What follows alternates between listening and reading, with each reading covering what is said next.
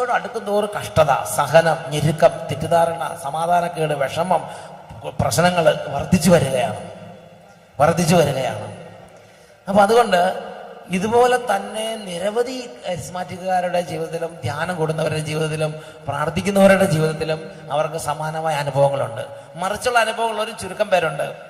എന്നാൽ അടിക്കടി ഉയർച്ച അനുഗ്രഹമുള്ള ചുരുക്കം പേരുണ്ട്.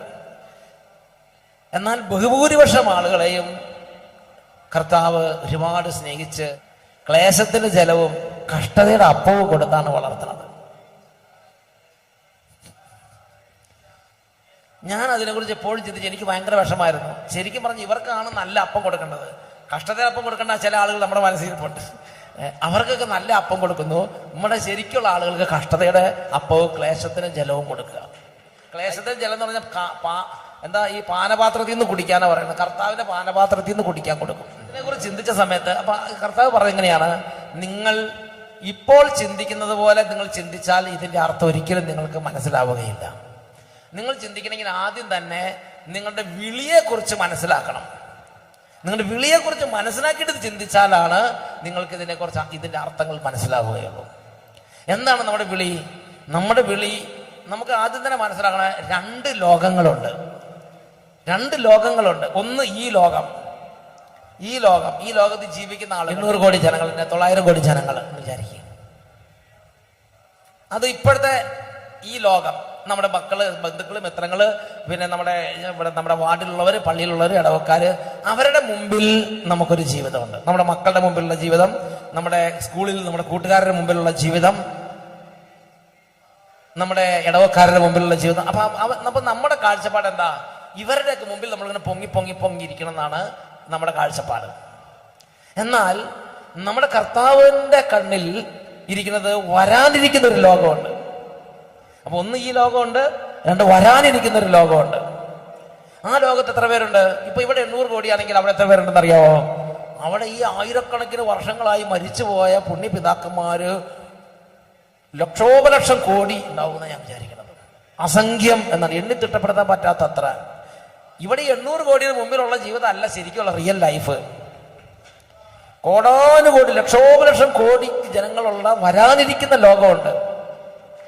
ആ വരാനിരിക്കുന്ന ലോകത്തിൽ അവരുടെ മുമ്പിൽ, സ്വർഗവാസികളുടെ മുമ്പിൽ നമുക്ക് നല്ല വിലയും നിലയും, നല്ല സ്റ്റാറ്റസ്, നല്ല ഉയർച്ച ഉണ്ടാകണം. അതാണ് ദൈവം ആഗ്രഹിക്കുന്ന വളരെ പ്രധാനപ്പെട്ട ഒരു കാര്യം. ഇവിടെ 10-30 വർഷം, 10-50 വർഷം അല്ലെങ്കിൽ 10-100 വർഷം ഈ കാണുന്ന ഈ ഡൂക്കിലുകളുടെ മുമ്പിലുള്ള വില കിട്ടിയിട്ട് എന്താ കാര്യം എന്നാണ് കർത്താവ് ചോദിക്കുന്നത്. എന്നാൽ ലക്ഷോപലക്ഷം കോടിക്കണക്കിനുള്ള അസംഖ്യം, എണ്ണിത്തിട്ടപ്പെടുത്താൻ പറ്റാത്ത അത്ര ജനങ്ങളുള്ള വരാനിരിക്കുന്ന ലോകത്ത് കോടാനുകോടി വർഷങ്ങളുള്ള ജീവിതത്തിലേക്ക് നമ്മളുടെ പേര് ലിസ്റ്റ് ചെയ്ത് കഴിഞ്ഞാൽ, നമ്മുടെ പേര് എൻ്റർ ചെയ്ത് കഴിഞ്ഞാൽ, പിന്നെ അവിടേക്കുള്ള നിക്ഷേപങ്ങൾ കർത്താവ് തന്നെ എന്നോട് ഇഷ്ടമുള്ള, എൻ്റെ കർത്താവിൻ്റെ ഇഷ്ടമാണ്, എൻ്റെ കർത്താവിൻ്റെ താല്പര്യമാണ് എനിക്ക് അവിടെ നല്ല നിലയും വില ഉണ്ടാകണം, എനിക്ക് അവിടെ നല്ല നല്ല സ്റ്റാറ്റസ്, നല്ല ഉയർന്ന സ്ഥിതി ഉണ്ടാകണമെന്നത് ഞാൻ ആഗ്രഹിക്കുന്നേക്കാൾ എൻ്റെ കർത്താവാണ് ആഗ്രഹിക്കുന്നത്. ലേഖനം 3-ാം അധ്യായം 19-20 വാക്യങ്ങൾ. ഇവിടെ നമ്മൾ ഇങ്ങനെയാണ് കാണുന്നത്: നാശമാണ് അവരുടെ അവസാനം, ഉദരമാണ് അവരുടെ ദൈവം. ലജ്ജാകരമായതിൽ അവർ അഭിമാനം കൊള്ളുന്നു, ഭൗമികമായത് മാത്രം അവർ ചിന്തിക്കുന്നു. ഒരു പറ്റം ആളുകളുടെ സ്ഥിതി ഭൗമികമായത് മാത്രം. കൂട്ടുകാരുടെ ഇടയിൽ എൻ്റെ പേരും വിലയും, ബന്ധുക്കളുടെ ഇടയിൽ നല്ല വീടും സാരിയും ചെരുപ്പും, കല്യാണം നടക്കുമ്പോൾ കുറെ സ്വർണ്ണമൊക്കെ ഇട്ട് നല്ല നിലയിൽ നിൽക്കണം, ഇങ്ങനെയൊക്കെ അല്ലാതെ, ഭൗമികമായത് മാത്രമല്ലാതെ സ്വർഗത്തിൽ നല്ല ഒരു മാല, അങ്ങനെ ആഗ്രഹിക്കുന്നവരുണ്ടോ? സ്വർഗത്തിൽ നല്ല ഒരു കിരീടം, സ്വർഗത്തിൽ നല്ലൊരു സ്വീകരണം, സ്വർഗത്തിൽ നല്ലൊരു വിരുന്ന്, സ്വർഗത്തിൽ നല്ല ഈശോയുടെ കൂടെ വിരുന്നിനിരിക്കുക, സ്വർഗത്തിലെ സന്തോഷം, സ്വർഗത്തിൽ അവിടെയുള്ളവരുടെ ഇടയിൽ ഉയർന്ന സീറ്റ്. ഇവിടെ നമ്മൾ ഉയർന്ന സീറ്റ്, മുൻപന്തിയുള്ള സീറ്റ്, ഉയർന്ന സ്ഥാനം, നല്ല മാല, അതൊക്കെ നമ്മൾ പ്രതീക്ഷിക്കുന്നുണ്ട്. നല്ല വീട്, സ്വർഗത്തിൽ നല്ല വീട്, സ്വർഗത്തിൽ നല്ല മാല, സ്വർഗത്തിൽ നല്ല ചെരുപ്പ്, സ്വർഗത്തിൽ നല്ല ഉയർന്ന സ്ഥിതി, നല്ല തിളക്കം. ഇത് നമുക്ക് കാണാൻ പറ്റിയ വിധം നമ്മുടെ വിശ്വാസത്തിന്റെ കണ്ണുകൾ പ്രവർത്തിക്കുന്നില്ല. അതുകൊണ്ട് നമ്മൾ ഭൗമികമായത് മാത്രം ചിന്തിക്കുന്നത് കൊണ്ടാണ് ഈശോ നമുക്ക് വേണ്ടി ചെയ്യുന്ന ഈ കഷ്ടതയുടെ അപ്പവും ക്ലേശത്തിന്റെ ജലത്തിന്റെ അർത്ഥം നമ്മൾ മനസ്സിലാക്കാതെ പോകുന്നത്. ഭൗമികമായത് മാത്രം നമ്മൾ ചിന്തിക്കുന്നതുകൊണ്ടാണ്. അടുത്ത് വായിച്ചു നോക്കിക്കേ, അടുത്ത രേഖപ്പെടുത്തിയിരിക്കുന്നത്: എന്നാൽ നമ്മുടെ പൗരത്വം ധ്യാനം കൂടി, വചനം കേട്ടു, പ്രാർത്ഥിച്ചു, കുമ്പസാരിച്ചു, കർത്താവിനെ ഹൃദയത്തിൽ ഇഷ്ടനാഥനായി സ്വീകരിച്ചു. നമ്മുടെ പൗരത്വം സ്വർഗത്തിലാണ്. അവിടെ നിന്ന് ഒരു രക്ഷകനെ, കർത്താവായ യേശു ക്രിസ്തുവിനെ നാം കാത്തിരിക്കുന്നു. അപ്പോ നമ്മുടെ പൗരത്വം സ്വർഗത്തിലാണ്. നമുക്ക് അവിടെയാണ് യഥാർത്ഥ വീട്. നമുക്ക് അവിടെ നല്ല ഉയർന്ന നിക്ഷേപങ്ങൾ വേണം. അവിടെ ചെന്ന് കഴിഞ്ഞാൽ നമുക്ക് ഒത്തിരി നിക്ഷേപമുള്ള, അവിടെ വലിയ സമ്പന്നന്മാരായി, അവിടുത്തെ വലിയ ധനികന്മാരായി നമ്മൾ അറിയപ്പെടണം എന്ന് ആഗ്രഹിക്കുന്ന ഈശോ ഈ ഭൂമി ജീവിച്ചിരിക്കുന്ന കാലത്ത് അവിടെയുള്ള നമ്മുടെ സമ്പത്ത്, ധനം, നമ്മളെ ധനികനാക്കാൻ ഈശോ അനുഗ്രഹിച്ച് ഈ ഭൂമിയിൽ നമുക്ക് വേണ്ടി ഈശോ സാഹചര്യങ്ങൾ ഒരുക്കുകയാണ്. കാരണം നമ്മുടെ പൗരത്വം അവിടെയാണ്. ഇവിടെ സഹോദരങ്ങളെ, ഇപ്പൊ മർക്കോസിന്റെ സുവിശേഷം 10-ാം അധ്യായം 30-ാമത്തെ വാക്യം, വിശുദ്ധ മർക്കോസിന്റെ സുവിശേഷം 10-ാം അധ്യായം 30-ാമത്തെ വാക്യം ഈശോ പഠിപ്പിച്ചിരിക്കുകയാണ്. ഈശോ ഒരുപാട് കാര്യങ്ങൾ പറഞ്ഞു. ഈ ഭൂമിയിൽ വെച്ച് ശിഷ്യന്മാരെ 12 അപ്പോസ്തലന്മാരായി ഈശോയുടെ കൂടെ നടന്നാലുള്ള ഗുണങ്ങളെ കുറിച്ച് പറഞ്ഞിട്ട് പറയാണ്, എന്താ, പീഡനങ്ങളൊക്കെ ലഭിക്കും, അതിനുശേഷം വരാനിരിക്കുന്ന രാജ്യത്ത് നിങ്ങൾക്ക് ഞാൻ കരുതിയിട്ടുണ്ടാവുമെന്ന് പറയുന്നത്. ഇവിടെ വെച്ച് കുറച്ചൊക്കെ കിട്ടും. പക്ഷെ വരാനിരിക്കുന്ന രാജ്യത്ത്, വരാനിരിക്കുന്ന ഒരു രാജ്യമുണ്ട്, വരാനിരിക്കുന്ന ഒരു യുഗമുണ്ട്, വരാനിരിക്കുന്ന കാലമുണ്ട്. വരാനിരിക്കുന്ന കാലം എന്ന് പറഞ്ഞ എന്താ അർത്ഥം? വരാനിരിക്കുന്ന യുഗം എന്ന് പറഞ്ഞ എന്താ അർത്ഥം? മക്കളെന്ന് ഉറക്കെ പറയാവോ? ഏതാ വരാനിരിക്കുന്ന യുഗം എന്ന് പറഞ്ഞ ഏതാ? അറിയില്ല. മരിച്ച് മരണത്തിനും അപ്പുറത്ത് നമുക്ക് കൈവരാൻ പോകുന്ന ഒരു കാലമുണ്ട്, വരാനിരിക്കുന്ന കാലം. തിമോത്തി 4:8. അവിടെ എന്താണ് ദൈവത്തിന്റെ വചനത്തിൽ പഠിപ്പിക്കണം എന്നറിയാവോ? ശാരീരികമായ പരിശീലനം കൊണ്ട് കുറച്ച് പ്രയോജനമുണ്ട് എന്ന് പറഞ്ഞാൽ രാവിലെ എഴുന്നേൽക്കുക, വ്യായാമം നടത്തുക, ഓടുക, പല്ല് തേക്കുക, ഇതങ്ങനൊക്കെ സംഗതി ഉണ്ടല്ലോ, കുട്ടിയിടുക, അങ്ങനെ അതെല്ലാം നല്ല കാര്യം തന്നെയാണ്. കുറച്ചൊക്കെ പ്രയോജനം, ആളുകളുടെ മുമ്പ് ചെല്ലുമ്പോൾ ഒരു വിലയൊക്കെ ഉണ്ടാവും. ശാരീരികമായ മേക്കപ്പ് കൊണ്ടും ശാരീരികമായ വ്യായാമം കൊണ്ടും പിന്നെ പരിശീലനമുണ്ട്. നല്ല ഓട്ടക്കാർക്ക് നല്ല പരിശീലനം കൊടുക്കുന്നില്ലേ? ശാരീരികമായ പരിശീലനം കൊണ്ട് കുറച്ച് പ്രയോജനമുണ്ട്. എന്നാൽ ആത്മീയത എല്ലാ വിധത്തിലും വിലയുള്ളതാണ്. എന്തുകൊണ്ടെന്നാൽ അത് ഈ ജീവിതത്തെയും വരാനിരിക്കുന്ന ജീവിതത്തെയും സംബന്ധിക്കുന്ന വാഗ്ദാനങ്ങൾ ഉൾക്കൊള്ളുന്നു. അപ്പൊ നമുക്ക് 2 ജീവിതമുണ്ട്. ഒന്ന് ഇപ്പോൾ ഉള്ള ഈ ജീവിതം, 2 വരാനിരിക്കുന്ന ജീവിതം. ഒന്ന് ഇപ്പോൾ ഉള്ള ഈ കാലം, 2 വരാനിരിക്കുന്ന കാലം. ഒന്ന് ഇപ്പോഴുള്ള ഈ രാജ്യം, 2 വരാനിരിക്കുന്ന രാജ്യം. Praise the Lord. അപ്പോൾ വരാനിരിക്കുന്ന ജീവിതം, വരാനിരിക്കുന്ന കാലം, വരാനിരിക്കുന്ന രാജ്യം, വരാനിരിക്കുന്ന സൗഭാഗ്യം. 2 ലോകങ്ങളിലും ശ്രദ്ധയുള്ളവരാണ് ക്രിസ്ത്യാനികള്. 2 ലോകങ്ങളെ കുറിച്ച് ചിന്തിച്ചുകൊണ്ടിരിക്കുന്നവരാണ് നമ്മള്. നമ്മളുടെ പ്രത്യാശ ഇവിടെ മാത്രമല്ല. നമ്മൾ ഇവിടെ ശരിക്കും ജീവിക്കും, നമ്മൾ വരാനിരിക്കുന്ന ലോകത്തിന് വേണ്ടി ജീവിക്കുന്നുണ്ട്. ഈ കാര്യം നമ്മൾ നമ്മുടെ കുട്ടികളും അറിയണം. കൊരിന്ത്യർ എഴുതിയ 1-ാം ലേഖനത്തിൽ 2-ാം അധ്യായത്തിൽ 9-ാമത്തെ തിരുലിഖിതം, 1 Corinthians chapter 2 verse 9, അവിടെ ഇങ്ങനെയാണ് രേഖപ്പെടുത്തിയിരിക്കുന്നത്. എഴുതപ്പെട്ടിരിക്കുന്നത് പോലെ ദൈവം തന്നെ സ്നേഹിക്കുന്നവർക്കായി സജ്ജീകരിച്ചിരിക്കുന്നവ, ദൈവം ജീവിക്കുന്നവനായ ദൈവം, ജീവിപ്പിക്കുന്നവനായ ദൈവം തന്നെ സ്നേഹിക്കുന്നവർക്കായി ഈ ഭൂമിയിൽ വെച്ച് പാപം ഉപേക്ഷിച്ച് ഞാൻ എൻ്റെ കർത്താവിനെ എൻ്റെ ഹൃദയത്തിൽ രാജാവായി സ്വീകരിക്കുന്നു എന്ന് പറഞ്ഞ് ദൈവത്തെ സ്നേഹിക്കുന്നവർക്കായി സജ്ജീകരിച്ചിരിക്കുന്നവ. കണ്ണുകൾ കാണുകയോ ചെവികൾ കേൾക്കുകയോ മനുഷ്യ മനസ്സ് ഗ്രഹിക്കുകയോ ചെയ്തിട്ടില്ലല്ലോ. അത്രയും വലിയ നിക്ഷേപം, അത്രയും വലിയ സന്തോഷം, അത്രയും നല്ല പാരിതോഷികങ്ങൾ, നല്ല റിവാർഡ് പ്രതിഫലം വരാനിരിക്കുന്ന രാജ്യത്തിൽ ദൈവം എനിക്ക് തരും. എനിക്ക് വേണ്ടി സജ്ജീകരിച്ച് വെച്ചിരിക്കുകയാണത്. വിശുദ്ധ മത്തായിയുടെ സുവിശേഷം 16-ാം അധ്യായം 27-ാം തിരുലിഖിതം, മനുഷ്യപുത്രൻ സ്വപിതാവിന്റെ മഹത്വത്തിൽ തന്റെ ദൂതന്മാരോട് ഒത്തു വരാനിരിക്കുന്നു എന്ന് പറഞ്ഞാൽ വലിയ പ്രധാന ദൂതന്റെ കാഹളധ്വനി മുഴങ്ങുന്നു, എല്ലാ മാലാഖമാരും വരുന്നു, സ്വർഗവാസിലെല്ലാം വരുന്നു. മനുഷ്യപുത്രൻ പ്രതാപത്തോടെ അഗ്നിജ്വാലകളുടെ മധ്യേ പ്രത്യക്ഷനാകുമ്പോൾ പിതാവിനോടൊത്ത് മഹത്വത്തിൽ ദൂതന്മാരോട് കൂടെ വലിയ അഗ്നിജ്വാലകളുടെ മധ്യ പ്രത്യക്ഷപ്പെടുമ്പോൾ അവൻ ഓരോരുത്തർക്കും ഇപ്പൊ വട്ടായലസിന് വേറെ, അജയന് വേറെ, കാഞ്ചമ്പറത്തിന് വേറെ ഓരോരുത്തർക്കും ഇൻഡിവിജ്വലായിട്ട് പേഴ്സൺ ബൈ പേഴ്സൺ നിങ്ങൾക്ക് വേറെ, ഈ ഇരിക്കുന്ന നിങ്ങൾക്ക് വേറെ, കസേര ഇരിക്കുന്നവർക്ക് വേറെ, കഷ്ടപ്പാട് കൂടുതൽ സഹിക്കുന്നവർക്ക് കൂടുതൽ പ്രതിഫലം, കുറച്ച് സഹിക്കുന്നവർക്ക് കുറച്ച് പ്രതിഫലം, സുഖിക്കുന്നവർക്ക് നഷ്ടം, സഹിക്കുന്നവർക്ക് ലാഭം. ഇന്ന് നിങ്ങൾ വിചാരിക്കും സുഖിക്കുന്നവർ അവരാണ് ഭാഗ്യവാന്മാർ, നമ്മൾ മോശക്കാരൻ. അങ്ങനെയല്ല. അന്നത്തെ സ്ഥിതി അനുസരിച്ച് ഇങ്ങനെയായിരിക്കും. നിങ്ങൾ ഈ ഒരു പ്രിൻസിപ്പിൾ അന്ന് മനസ്സിലാക്കും. ഭൂമിയിൽ വെച്ച് സുഖിക്കുന്നവർക്ക് നഷ്ടം, സഹിക്കുന്നവർക്ക് ലാഭം. അതാണ്. അപ്പൊ മനുഷ്യപുത്രൻ വായിച്ചു നോക്കിയേ, എന്താ പറയണത്? മനുഷ്യപുത്രൻ വരുമ്പോൾ എന്താ, അവൻ ഓരോരുത്തർക്കും ഒരു കോമൺ ആയിട്ട്, കൊല്ലംകാർക്ക്, പാലക്കാടുകാർക്ക് അങ്ങനെയല്ല കൊടുക്കണത്.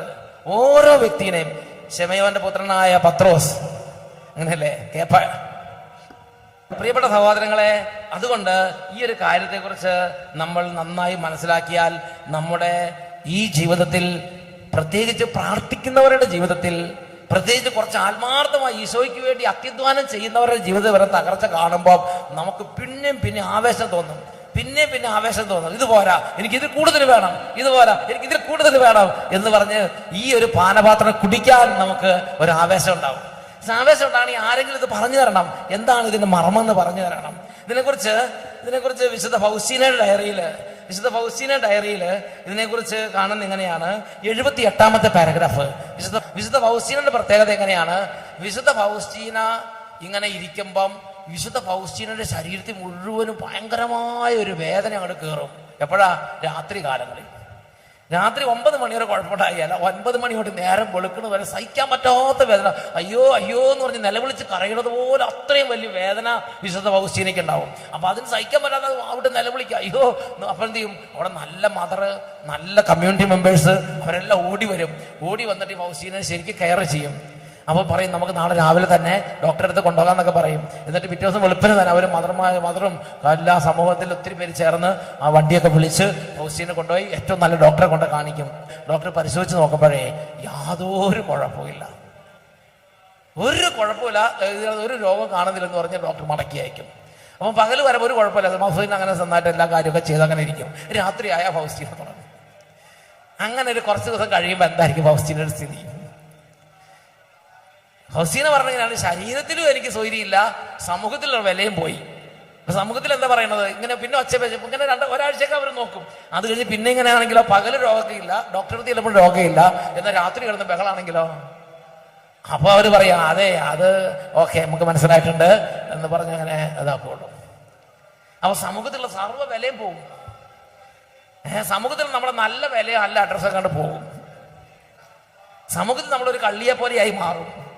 സമൂഹത്തിൽ നമ്മളൊരു ഡ്യൂപ്ലിക്കേറ്റ് പോലെയും ഒരു എന്താ പറയുന്നത്, നമ്മളൊരു തട്ടിപ്പുകാരനെ പോലെയായിട്ട് ചിന്തിക്കാൻ തുടങ്ങും. ഒരു തട്ടിപ്പുകാരി അല്ലെങ്കിൽ തട്ടിപ്പുകാരൻ. അപ്പൊ അതുകൊണ്ട് ഇങ്ങനെ ചെയ്ത സമയത്ത് ഈ ഫൗസ്റ്റീനാമ്മ പറയാണ്, എനിക്ക് പ്രാർത്ഥിക്കാൻ വന്നിരുന്ന പ്രാർത്ഥിക്കാൻ പോലും പറ്റണില്ല. കാരണം ഫൗസ്റ്റീനയ്ക്ക് അമ്മയ്ക്ക് മനസ്സിലാണല്ലോ ഇത് എന്താന്ന്. മനസ്സാവാച അറിഞ്ഞിട്ട് ചെയ്യുന്നില്ല, പക്ഷെ ഇതിങ്ങനെയാണ് സംഭവിച്ചുകൊണ്ടിരിക്കുന്നത്. അതുകൊണ്ട് പ്രാർത്ഥിക്കാൻ പോലും പറ്റണില്ല. അപ്പൊ ഈശോ പറയുന്നതാണ്, വായിച്ചു നോക്കിക്കേ. ദൈവം ഒരാത്മാവിന് ഇപ്രകാരം വലിയ സഹനങ്ങൾ അയക്കുമ്പോൾ അതിനെ അതിജീവിക്കാനുള്ള വലിയ കൃപകളും അവിടെ നിന്ന് കൊടുക്കുന്നു. അത് നമ്മൾ മനസ്സിലാക്കുന്നില്ലെന്നേ ഉള്ളൂ. ആ സമയങ്ങളിൽ ചെയ്യുന്ന ഒരു ശരണത്തിന്റെ പ്രവൃത്തി വഴി ദൈവത്തിന് വലിയ മഹത്വം ലഭിക്കുന്നു. അപ്പൊ നമ്മൾ ദൈവമേ നീ നല്ലവനാണെന്ന് ആ സമയത്ത് പറഞ്ഞാൽ മതി. ആ സമയത്ത് നമ്മൾ ദൈവത്തോട് പോലും ദൈവം പോലും എൻ്റെ കൂടെ ഇല്ലെന്നൊക്കെ പറയാൻ നിൽക്കും. അതാണ് നമ്മുടെ കുഴപ്പം. ആ സമയത്ത് പറഞ്ഞത് ദൈവം നല്ലവനാണ്, ദൈവം ദോഷമായിട്ടൊന്നും ചെയ്യുകയില്ല, ദൈവ തിരുനാമം മഹത്വപ്പെടട്ടെ. ഇങ്ങനെ പറയണത് നമ്മുടെ ആത്മാവിന്റെ ഗ്ലോറി, നമ്മുടെ ആത്മാവിന്റെ പ്രഭ, നമ്മുടെ ആത്മാവിന്റെ ഗ്രേറ്റ്നെസ് ഭയങ്കരമായിട്ട് അങ്ങോട്ട് വർദ്ധിക്കും. ദൈവസ്നേഹം കൂടെ നമ്മൾ മൂടും. പക്ഷെ അങ്ങനെ പറയാൻ പറ്റണം. അതിന് ദൈവം തന്നെ നമുക്ക് ആത്മീയമായ ചില പരിശീലനം തരും. അത് ആഗ്രഹിക്കുന്നവർക്കും ആഗ്രഹിക്കാത്തവർക്കൊക്കെ ദൈവം നിങ്ങളെ സ്നേഹിക്കുന്നുണ്ടെങ്കിൽ നിങ്ങളുടെ പേര് എൻ്റർ ചെയ്താൽ ഉടനെ കിട്ടാൻ തുടങ്ങും. അതിനുശേഷം ഈശോ പറഞ്ഞു കൊടുക്കുന്ന കാര്യമുണ്ട്, അതെനിക്ക് ഭയങ്കര ഇഷ്ടപ്പെട്ടിട്ടുണ്ട്. ഈശോ എന്താ പറഞ്ഞു കൊടുക്കുന്നത് അറിയാ? സമാശ്വാസത്തോടെ എന്ന് പറഞ്ഞാൽ പ്രാർത്ഥിക്കുമ്പോൾ ഒരു വരൾച്ചയില്ല, ഒരു മരുഭൂമി അനുഭവം ഒന്നുമില്ല. പ്രാർത്ഥിക്കുമ്പോഴേക്കും മാലാഖ വന്ന് ചിറകടിക്കുന്നു, പ്രാർത്ഥിക്കുമ്പോഴേക്കും പരിശുദ്ധാത്മാവ് എല്ലാം കൂടെ തീയായിട്ട് ഇങ്ങനെ വന്ന് ചുറ്റിന് നിൽക്കുന്നു. അങ്ങനെ സമാശ്വാസത്തോടെ ഒരുപാട് അനുഭവങ്ങളോടെ ഇങ്ങനെ പ്രാർത്ഥിക്കുമ്പോൾ ഇലക്ട്രിക് ഷോക്ക് ഉണ്ടാകുന്നു, ഇതിങ്ങനെ ഇങ്ങനെ പൊങ്ങിപ്പോകുന്നു. അങ്ങനെ പ്രാർത്ഥിക്കുമ്പോൾ വലിയ അനുഭവങ്ങളോടും വലിയ അനുഭൂതികളോടും സമാശ്വാസത്തോടും കൂടെ മണിക്കൂറുകൾ പ്രാർത്ഥിക്കുമ്പോൾ ഉണ്ടാകുന്നതിനേക്കാൾ ഏറെ ഫലമുണ്ട് ഈ ഇങ്ങനെ അന്ധകാരത്തിൽ ഇരിക്കുമ്പോൾ 1 മിനിറ്റ് പ്രാർത്ഥിച്ചാൽ മതി. ദൈവമേ എന്നൊന്ന് വിളിച്ചാൽ മതി ശരണത്തോടു കൂടെ. അതിന് ഒരു ദിവസം മുഴുവനും ഇരുന്ന് അനുഭവത്തോടെ പ്രാർത്ഥിക്കുന്നതിനേക്കാൾ വിലയുണ്ടെന്നാണ് പറയുന്നത്. അതായത് നിങ്ങൾ അട്ടപ്പാടി സിയോനി വന്ന് ഒരു ദിവസം മുഴുവനും നല്ല അനുഭവത്തിൽ ഇങ്ങനെ നല്ല തീയായിട്ട് ഇങ്ങനെ നിൽക്കുമ്പോൾ ഉള്ളതിനേക്കാൾ പ്രതിഫലമുണ്ട് നിങ്ങൾ വീട്ടിൽ ഇങ്ങനെ കർത്താവിന് വേണ്ടി ആത്മാർത്ഥമായി നിന്നിട്ട് എല്ലാവരാലും തെറ്റിദ്ധരിക്കപ്പെട്ട് എല്ലാവരാലും ചീത്ത വിളിക്കപ്പെട്ട് നിങ്ങൾക്ക് പ്രാർത്ഥിക്കാനും പറ്റുന്നില്ല. അങ്ങനെ നിങ്ങൾ വിഷമിച്ചിരിക്കുന്ന സമയത്ത് ദൈവമേ ഞാൻ അങ്ങയെ സ്നേഹിക്കുന്നു, അങ്ങനെ മനസ്സിലാക്കിയാൽ മതി, ഇതൊക്കെ ഞാൻ സന്തോഷത്തോടെ എടുത്തോളാം, അങ്ങനെ ഒരു വാക്ക് പറഞ്ഞാൽ മതി. ഒരു ദിവസം മുഴുവൻ ഇരുന്ന് പ്രാർത്ഥിക്കുന്നേക്കാളും സ്വർഗത്തിൽ ഗ്രേറ്റ്നെസ്, ഗ്ലോറി നിങ്ങളുടെ ആത്മാവിൽ ചൊരിയപ്പെടും. നിങ്ങൾ വായിച്ചു നോക്കിയത് അത് വായിക്കുന്നതാണ്. വലിയ മണിക്കൂറുകൾ നീണ്ടു നിൽക്കുന്ന സമാശ്വാസത്തിന്റെ ദൈവാനുഭവത്തിന്റെ പ്രാർത്ഥനകളെക്കാൾ ഒരു മിനിറ്റ് ആണെങ്കിൽ ഒരു മിനിറ്റ് ഈ കയ്പ് നിറഞ്ഞ പാനപാത്രം കുടിച്ചിട്ട് ദൈവമേ നന്ദി എന്ന് പറഞ്ഞാൽ അതിനുണ്ട്. ദൈവം ഒരാത്മാവിനെ അന്ധകാരത്തിൽ സൂക്ഷിക്കുന്നതിന് ആഗ്രഹിക്കുന്നെങ്കിൽ ഒരു പുസ്തകത്തിനോ ഏതെങ്കിലും ഒരു കുമ്പസാരക്കാരനോ ആ ആത്മാവിനെ പ്രകാശത്തിലേക്ക് നയിക്കുവാൻ സാധിക്കുകയില്ല. ആ ആത്മാവിനെ കുറിച്ച് നല്ല കാര്യങ്ങളെന്ന് പറഞ്ഞാൽ ആരും വിശ്വസിക്കുകയില്ല.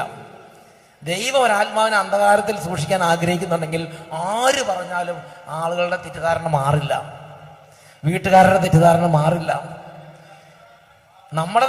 നമുക്ക് തന്നെ സംശയമാവും നമ്മൾ എന്താണ് ഈ കാണിക്കണേന്ന്. അത് ദൈവം അങ്ങനെ. അപ്പോൾ നമ്മൾ ഇങ്ങനെ ചെയ്താൽ ശരണം ചെയ്താൽ മതി. ശരണത്തിന്റെ പ്രവൃത്തികൾ വാക്കുകൾ പറയുകയും ചെയ്യുകയും ചെയ്താൽ മതി. വെറുതെ ഒന്നും വാക്ക് പറയാൻ പറ്റുന്നില്ലെങ്കിൽ കുരിശ് വരയ്ക്കുക, അല്ലെങ്കിൽ ചുണ്ടയിലൊക്കെ കുരിശ് വരയ്ക്കുക, അല്ലെങ്കിൽ ബൈബിൾ തൊട്ട് ബൈബിൾ ഇറങ്ങി കാണുമ്പോൾ എടുത്ത് ചുംബിക്കുക. ചില വിശുദ്ധന്മാരൊക്കെ അങ്ങനെയൊക്കെയാണ് ചെയ്തിരുന്നത്. ഇനി പ്രാർത്ഥിക്കാൻ പറ്റുന്നവരുണ്ടെങ്കിൽ പറയുന്നത് ദൈവമേ ഞാൻ അങ്ങേക്ക് നന്ദി പറയുന്നു, എനിക്ക് മനസ്സിലാകുന്നില്ല പക്ഷെ ഇതിനകത്ത് നന്ദി പറയണം, ഇത് നല്ലതാണെന്ന് ഞാൻ കേട്ടിട്ടുണ്ട് എന്ന് പറഞ്ഞിട്ട് നന്ദി പറഞ്ഞാൽ മതി. ബാക്കി ദൈവം ചെയ്തോളും. എപ്പോഴും പറയുന്നത് ഇങ്ങനെയാണ്, ദൈവം ദോഷമായിട്ടൊന്നും ചെയ്യുകയില്ല. ദൈവം ഒരു കാര്യം ചെയ്യുന്നുണ്ടെങ്കിൽ എന്നേക്കാൾ അറിവുള്ള ദൈവം നല്ലത് മാത്രമേ ചെയ്യുള്ളൂ. ദൈവത്തിന് തെറ്റ് പറ്റുകയില്ല. ഈ 2-3 കാര്യങ്ങൾ എപ്പോഴും പറഞ്ഞുകൊണ്ടിരിക്കണം. ഒന്ന്, ദൈവത്തിന് ഒരിക്കലും തെറ്റ് പറ്റില്ല. 2, ദൈവം ദോഷമായിട്ടൊന്നും ചെയ്യുകയില്ല. 3, എന്നേക്കാൾ കൂടുതൽ അറിവ് ദൈവത്തിനുണ്ട്. അറിവുള്ളവനായ ദൈവം ഏറ്റവും നല്ലതാണ് എനിക്ക് വേണ്ടി ചെയ്തുകൊണ്ടിരിക്കുന്നത്. ഇങ്ങനെ 3 കാര്യങ്ങൾ പറഞ്ഞുകൊണ്ടിരിക്കണം. വിശുദ്ധ ഫൗസ്റ്റീന 90-ാമത്തെ പാരഗ്രാഫിൽ പറഞ്ഞ വേറൊരു കാര്യമുണ്ട്. അതായത് വിശുദ്ധ ഫൗസ്റ്റീന നോക്കുമ്പോൾ വിശുദ്ധ ഫൗസ്റ്റീൻ്റെ കുമ്പസാരക്കാരനായ അച്ഛൻ്റെ ജീവിതത്തിൽ ഭയങ്കര സഹനങ്ങൾ. ഈ സഹനങ്ങളെല്ലാം കൂടെ ഇങ്ങനെ കണ്ടപ്പോൾ വിശുദ്ധ ഫൗസ്റ്റീനയ്ക്ക് പേടിയായി. വിശുദ്ധ ഫൗസ്റ്റീനയ്ക്ക് മാത്രമല്ല, ആത്മാർത്ഥമായി ദൈവത്തെ സ്നേഹിക്കാനും ശുശ്രൂഷിക്കാനും ആഗ്രഹിക്കുന്ന ഒരു അച്ഛനായിരുന്നു ഈ വിശുദ്ധ ഫൗസ്റ്റീനയുടെ കുമ്പസാരക്കാരൻ. അപ്പോൾ ഈശോ ഒരു ദിവസം ഈ ഫൗസ്റ്റീനയുടെ അച്ഛനോട്, കുമ്പസാരക്കാരൻ അച്ഛനോട് ഈശോ പ്രത്യക്ഷപ്പെട്ട് ഈശോ നേരിട്ട് ശക്തമായി ഇൻസ്പിറേഷൻ കൊടുത്തു. ഇന്ന കാര്യങ്ങളൊക്കെ രൂപത ചെയ്യണമെന്ന് പറഞ്ഞു. അപ്പോൾ അച്ഛൻ രൂപത കാര്യങ്ങൾ ചെയ്യാൻ വേണ്ടി നേരെ ചെന്ന് ബിഷപ്പിനോട് പറഞ്ഞു, മറ്റച്ഛന്മാരോടും പറഞ്ഞു. അപ്പോൾ ഈശോ എന്ത് ചെയ്തു? ഈശോ അപ്പുറത്ത് കൂടെ ചെന്നിട്ട് ഈ ബിഷപ്പിനോട് പറഞ്ഞു, ഈ അച്ഛനെ സൂക്ഷിക്കണം, ഈ അച്ഛന് തട്ടിപ്പുകാരനാണ്, അല്ലെങ്കിൽ ഈ അച്ഛനെ മറ്റച്ഛന്മാരുടെ ഉള്ളിൽ ഒരു നെഗറ്റീവ് ചിന്ത ഈ അച്ഛനെ കുറിച്ച്. അപ്പോൾ എന്താ, ഭയങ്കരമായ സഹനം ഈ അച്ഛനുണ്ടാവും, ഉറപ്പാണ്. അപ്പോൾ ഇത് വിശുദ്ധ ഫൗസ്റ്റീന കാണുകയാണ്. ഉടനെ വിശുദ്ധ ഫൗസ്റ്റീന ഈശോ ചോദിച്ചു, കർത്താവേ അങ്ങ് തന്നെയാണ് എൻ്റെ കുമ്പസാരക്കാരൻ അച്ഛനോട് ഇത് ചെയ്യാൻ പറയുന്നത്, അങ്ങ് തന്നെയാണ് രൂപത പോയി മറ്റെല്ലാ അച്ഛന്മാരെ ഈ അച്ഛനെതിരായിട്ട് തിരിക്കുന്നത്, ഇതെന്താണ് ഇതിന്റെ മെക്കാനിസം എന്താണെന്ന് ചോദിച്ചു. അപ്പോൾ ഈശോ പറഞ്ഞു കൊടുക്കുന്നതാണ് 90-ാമത്തെ പാരഗ്രാഫിൽ വിശുദ്ധ ഫൗസ്റ്റീന എഴുതി വെച്ചിരിക്കുന്നത്. വിശുദ്ധ ഫൗസ്റ്റീന പറഞ്ഞെങ്ങനെയാണ്, ഒരു ദിവസം എൻ്റെ കുമ്പസാരക്കാരൻ എത്രമാത്രം സഹിക്കണമെന്ന് ഞാൻ ആന്തരികമായി മനസ്സിലാക്കി. സുഹൃത്തുക്കൾ ഉപേക്ഷിച്ചു പോകും, എല്ലാവരും അങ്ങേക്കെതിരായും, അങ്ങയുടെ ശരീരശക്തി ക്ഷയിക്കും. അടുത്തത്, സഹനത്തിന്റെ ചക്കിലേക്ക് കർത്താവ് എടുത്തെറിഞ്ഞ ഒരു മുന്തിരിക്കൊല പോലെയാണ് അങ്ങെന്ന് ഞാൻ കണ്ടു.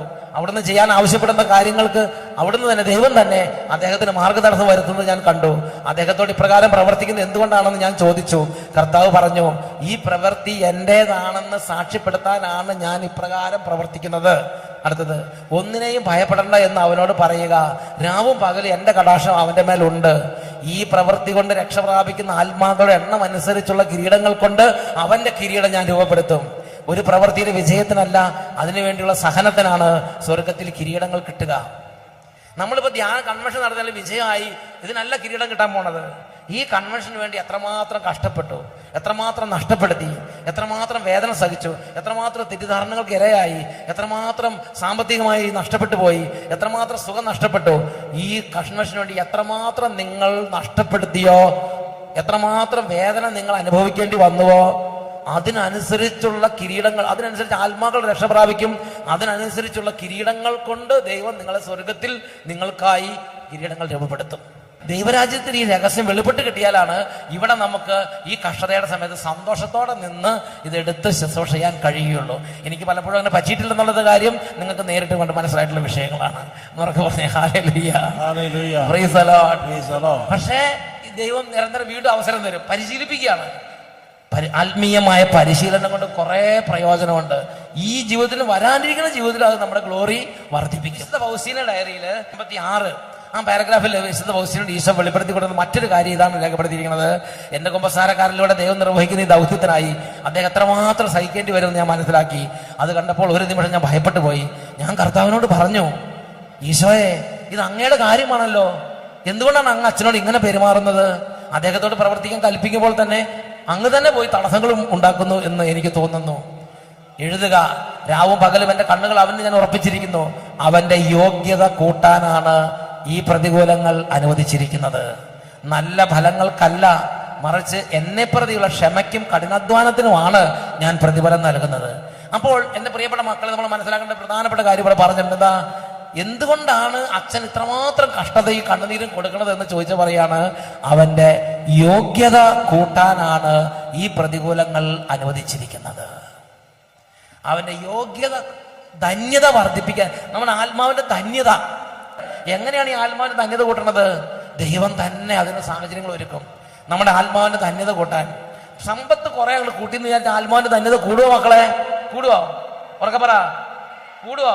കൂടില്ല. നിങ്ങൾ കുറെ അങ്ങോട്ട് പഠിച്ചു, നല്ല സർട്ടിഫിക്കറ്റ് വാങ്ങിയെന്ന് വിചാരിച്ച് പഠിപ്പ് അങ്ങോട്ട് വർദ്ധിച്ചു എന്ന് വിചാരിച്ച ധന്യത കൂടുവോ? കൂടുവോ? ഇല്ല. പിന്നെ നിങ്ങൾ എന്താ ചെയ്യുന്നത്? മെഡൽ വാങ്ങിയെന്ന് വിചാരിച്ച് കൂടുവോ? അവാർഡുകൾ കിട്ടിയെന്ന് വിചാരിച്ച് കൂടുവോ?